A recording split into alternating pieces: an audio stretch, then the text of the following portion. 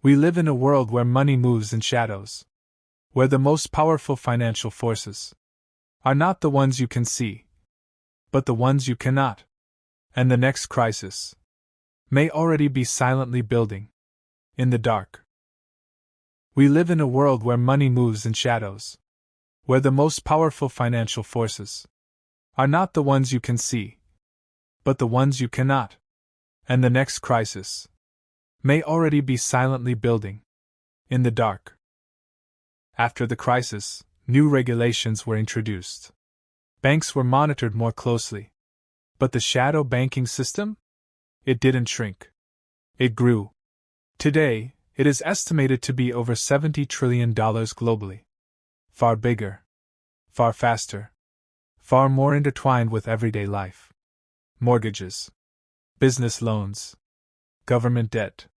All connected to a system that most people do not even know exists. But there was a flaw. The shadow system was built on confidence, not guarantees. When fear entered the market in 2008, funding froze. Money stopped. Liquidity evaporated. Shadow banks didn't just weaken.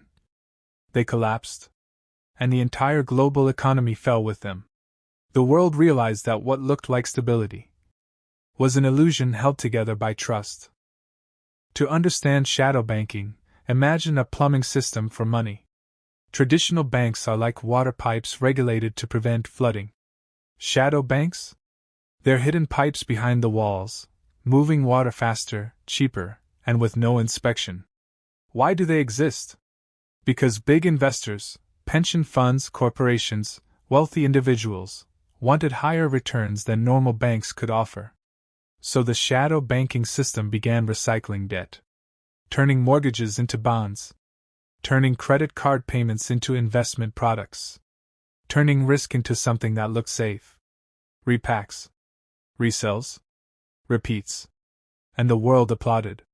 Because everyone was making money. In 2007, right before the global financial crisis, the official banking system held around $10 trillion in assets. But the shadow banking system? It silently held more than $2 trillion, and no one was watching it. Because these weren't traditional banks. They had no branches, no tellers, no government guarantees. They were hedge funds, money market funds, securitization trusts, private lending pools. They looked like banks. They acted like banks. But they avoided the rules banks are required to follow. There is a financial system most people have never heard of. It doesn't appear in your bank app. It doesn't follow the same rules. And yet, it controls loans, mortgages, corporate funding, national debt, and even economic stability itself. This is the shadow banking empire. A place where money flows without transparency, and risk hides in the dark. So the question is simple. How do you regulate something that isn't supposed to exist?